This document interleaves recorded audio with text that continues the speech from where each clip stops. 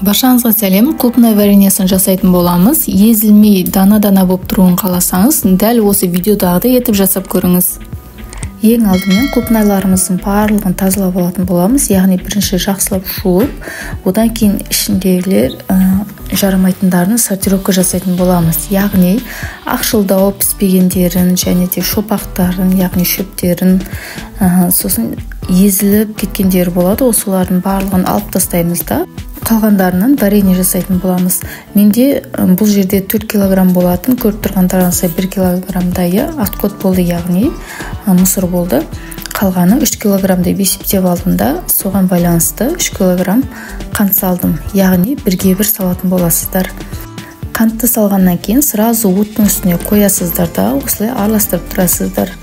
Қантты жақсылап ерігеннен кейін жарты литр су құйып жібересіздер. Яғни мен 3 килограммға жарты литр су құйдым.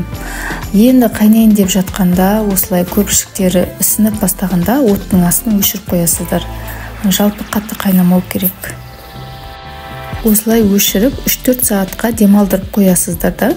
Одан кейін 3-4 сағаттан кейін тағы да осылай қайнатып бастайсыздар. Ол кезде де тоже енді қайнайын деп көтеріліп жатқаннан астын өшіріп қоясыздар. Осылай 3 рет қайталайсыздар. Демек, үшіншісінде уже өшіріп қоймайсыздар отын. 10-15 минут қайнатып аласыздар. Сол кезде өзі вареньенің түсі, реңі кіре бастайды.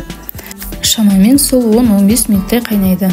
Осы аралықта мен банкаларını дайындап алдым. Яғни банкаларды буға булап, оның крышкаларын қайнаған суға салып қойдым. Вареньеміз дайын болды. Енді оларды банкаларға құйып шығатын боламыз. Осындай әдіспен жасасаңыздар, вареньеларыңыз мүлде езілмей, дана-дана болып шығатын болады. Егер видео ұнаған болса, лайк басып, өз пікіріңізді комментарийға жаза кетіңіз. Каналға тіркелуді ұмытпаңыз.